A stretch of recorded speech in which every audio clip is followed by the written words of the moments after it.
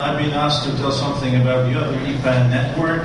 The other EPAN network has a very easy life as compared to Euro network, I think, because we never wonder what public administration is.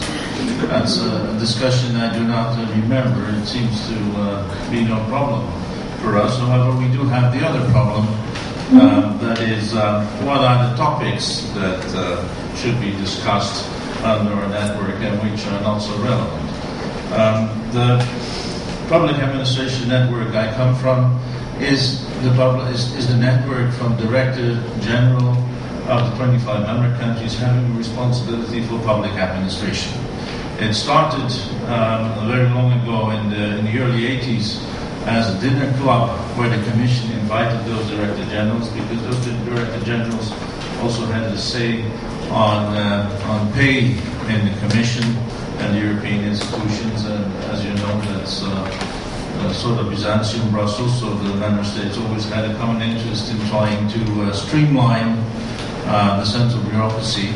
But it was, of course, rather boring, so the Director Generals decided that they wanted more topics for their biannual meetings to really learn from each other, and there were other evaluations made, and that meant that the network expanded. I think the motives for the expansion of our network were clearly that, seen from national administration's side, I think the evaluation yesterday given by Mr. Hill on the ways in which Europe and national member states interfere clearly make member states aware that also the quality of their public administration is at least as relevant for implementation of European legislation as the quality of European legislation itself. So there is an increasing attention for the quality of national public administration, though of course it's also among Director Generals a key that Europe shouldn't really get competences in that field. So it's a field of cooperation which you could call a light form of coordination, a light form of open coordination. I think Mr. Knil scheduled it on the communication yesterday.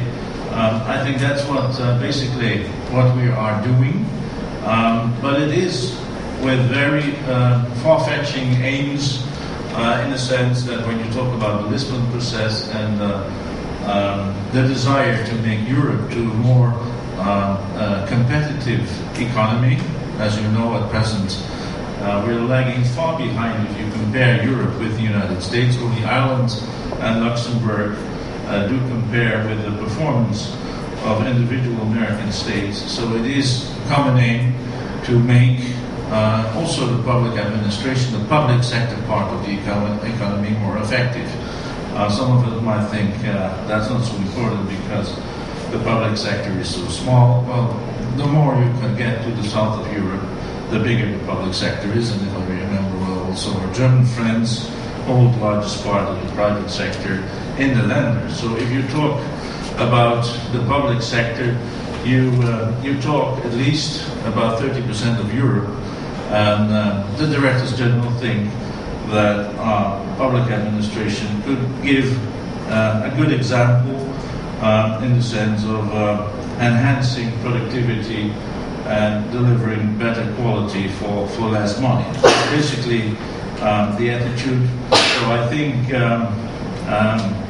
that we are a little bit influenced by the new public management stream, but it's very dependent per presidency, because you have to know our network is not being financed by the Commission. We get nothing. If the Commission likes the presidency, they provide interpretation. If they don't like us, we get nothing. And well, the Dutch presidency gets no interpretation by the Commission, so I think they don't like from the budgetary viewpoint. So we have to pay everything ourselves. So it's the successive presidencies that perform the secretariat and the executive functions of the network. However, the only thing we have in common is a midterm program for cooperation in the public administrations, and that's being negotiated among member states, and that constitutes the working program for successive presidency. I think I will tell you a little bit about the sort of working parties that we have and what we are doing there. The first working party, and the oldest one, is the Human Resource Management Group. There we debate everything relating to staff, so that could be about civil service training, but also the famous pension issue in Europe is, of course, something that bears concern. Might ruin the euro eventually, so that's a big topic. Integrity of civil servants, how to promote all over Europe a certain ethical code of conduct. There we will be working on a model code, and the coming time. The Innovative Public Services Group is a group that is being concentrating on modernizing government. There we try, in that working party, to discover the factors that determine productivity in the public sector, a famous issue. And we'll be presenting there during our presidency a big report made under by the Social Cultural Planning Bureau in the Netherlands, where we are trying to identify for 25 countries certain indicators in order to see what the structural elements could be, why certain public sectors and certain economies even do better than others. In the Innovative Public Services Group, we also try to develop ways and means to enhance quality management. You will find on the back of the table a big conference that's going to be organized between 15 and 17 September in Rotterdam. That's a beauty contest among 25 member states. All countries have been requested to present 3 cases of most innovative government, and then between 15 and 17 September they will be presented, and there will be prizes awarded. But it's a big fair. Can recommend to you. It has been held 2 years ago in Copenhagen, so this is the follow-up of Copenhagen. And if you go there, it's not cheap. I think you have to pay 500 euros. But then you will be among 2,000 senior managers that are trying to get inspiration on how to innovate public service delivery. You find it back on the table, and you can visit the internet site to try to convince your bosses whether you should go there. The third group we have is the e-government working party. Of course, e-government is a well-known subject. E-government has a large number of technical issues like interoperability and all sorts of things that are necessary to make sure that all the networks work. There's also the big issue that makes Directors General for Public Administration suffer in all countries. We know these big operations where it has been promised we do more computers and less staff, and we're going to perform this function for much less money and much less staff, and it will be a much better service for the citizen. In practice, this is very difficult. In practice, most countries are being burdened with large operations where lots of things goes wrong. So Directors General are very interested in discovering what in Dutch we call the Yellow Canary book, with the do's and don'ts of big operations in the field of e-government. Finally, we have a Better Regulation group. Better Regulation group is a group that is in the gray zone between the competitivity markets and the public administration, in the sense that there the so-called Mandelkern regulations are being developed, and it's being tried to install nationally and on a European level regulatory impact assessments to see in an early stage that there is no regulation being created that creates an impediment for the functioning of the internal market, or makes the bureaucracy of national and local governments more cumbersome. So in the field, in total, I think we have 5 working parties, and one I forget, and that's maybe the most interesting one for you. We also have a meeting of the directors, the director generals of schools of public administration. That's you might wonder who is that, but that's of course partly your competitors, the famous internal schools and the schools that are functioning particularly for the civil services. So for the Netherlands, we have the Rijksopleidingsinstituut EIPA in Maastricht there, and I think from Ireland it's the internal school of the Treasury, and from Britain it's the schools that are in the neighbourhood of the Cabinet Office. So they're also having discussions, as you can imagine, about at the one side they're very professional. It's a professional organization trying to identify issues that could be interesting for others to teach as well. Other topics are, of course, there I see that maybe some sort of cooperation could be deemed necessary. Of course, one of the big issues we see is the demands that Europe puts on knowledge. The one that's very concrete when it's about how the communities recruit their staff. They have certain norms. They use the French concours system, and from that it can be derived that a certain level of knowledge and competencies is required to enter the highest public administration that there is, and the best paid one, the one of Europe. On the other hand, it is held desirable that there should be one Europe of civil servants, that at least the civil servants of national administrations and of the Commission possess the same knowledge. It's not easy to see why national civil servants should be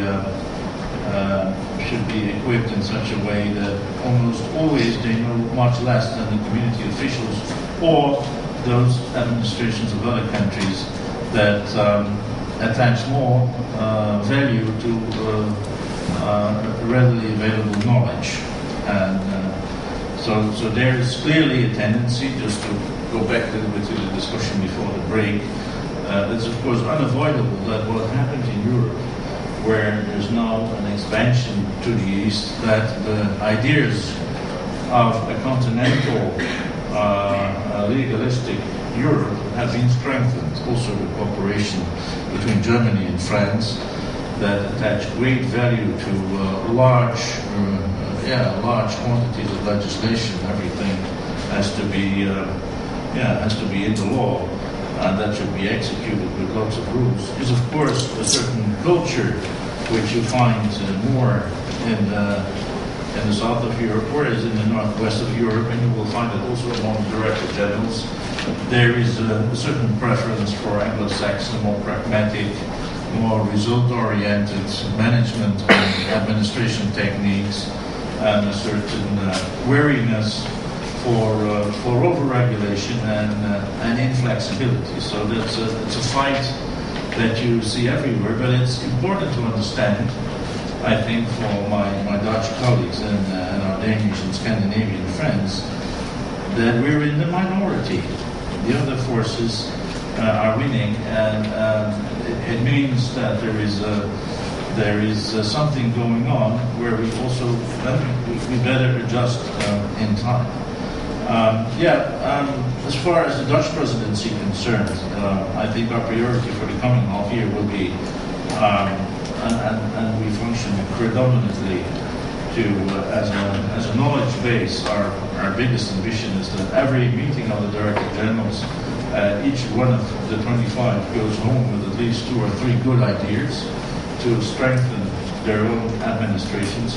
Our priorities will be the pension problem, well, I think you know it all from the papers, so I don't have to say too much about it, but we see it as a very big goal that member states manage to get their pension problems under control. And that's a big danger also for the currency, etc.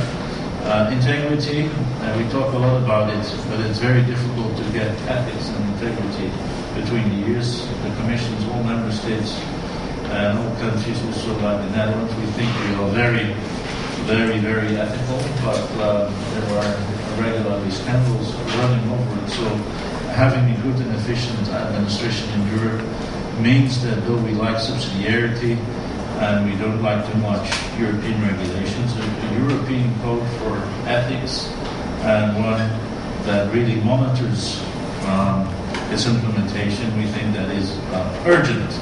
Furthermore, we will come up with this productivity report, and we hope that that will give us a benchmark possibility, because benchmarking is also one of our great hobbies, in the sense that we're looking, our Minister Tom de Graaf of the Netherlands has said, the citizens should know if a national public administration is functioning worse, if we're not doing so good, because people travel a lot, and they are in Belgium on the roads, they see in France that the roads are marvelous, they visit health situation in other countries, so people get to know themselves, hey, this is not going well in our country, and we think that should be standardized, because measuring those things might really help to create political pressures to improve it. So we are regularly making efforts, and of course each presidency tries to take a new topic where his country will score very well, because it's of course nice for the Roman public. But after 5 years, there are 20 or 30 reports where you can see that there are many benchmarks. So for example, on ICT integration and human resource management, you have very good systems where you can manage both production and also see individual scores, so that you can use it for individual performance appraisal. Well, in this Italian report, I think the Italians tried to sell us Olivetti computers or something, but in this report there was a very important graph that the Netherlands was with Belgium in the left-hand corner, so that we were the most backward country on this particular topic. So when a Director General comes home with such a report, there is a problem in the ministry, because there has to be an explanation why we are backward in that respect. And so every half year we organize a new crisis, which is a crisis each time, of course, for different countries, where they are confronted with the fact that they are really underperforming in a particular way, and we try to benchmark in the long run to help each other in improving our national public administration. Well, I have to round up. I've also been asked to say something on the sort of things where we might be able to cooperate. Well, I've not been thinking, but it's clear that there are a lot of international networks. There's also PUMA from OECD, the United Nations has a network. There are there are now networks under development that are concentrating more on decentralization issues. In our network, the decentralization issue has not been awarded so much, because it's really considered as something as subsidiarity, and we are not sure whether identifying different sorts of decentralization could also constitute an element of creating a more efficient public administration. So up to now that has not been the theme, but it might be in the future. But I think on the directors of School of Public Administration to see what requirements could be set on a European level for public administration in relation to Europe would be very useful, because the Commission also wants to enhance the freedom of movement of civil servants. At present, that's totally, that market is not functioning at all, because though only the security functions of member states, their member states or local administrations are still allowed to discriminate against people from other countries. But in fact, most functions, of course, are not related to the security of the state. So it should be open to nationals of all the countries. So if ever we want to have a Europe where all those people that can move around also can get jobs in the public sector, and again, the public sector is very big, so it is unacceptable from a European viewpoint that there should not be an open market. It needs that there should be something that helps to get all the diplomas for public jobs to get accepted also in other countries. There's also a demand. We also have a social dialogue in our network with the unions. All the labor unions, they are organized on a European level, and they have confronted us EPSU with a lifelong learning program with demands that also require more structural efforts in the training civil servants to make sure that their employability is ensured, and it's of course a relevant question in times where most governments are downsizing. So employability of civil servants also on a higher age is a topic. There we will also enter the coming half year in the sort of negotiations with the European unions. So yeah, there I think some cooperation with your network on what we're doing would be useful. And it's only that I'm personally never optimistic. I'm admiring the friendly atmosphere that I taste here, because now and then I have to meet these meetings with the 25 directors of national public administration schools, and there I taste the jalousie du métier, the deep urge to kill each other because of competition. And I have not tasted that here, so that's a compliment.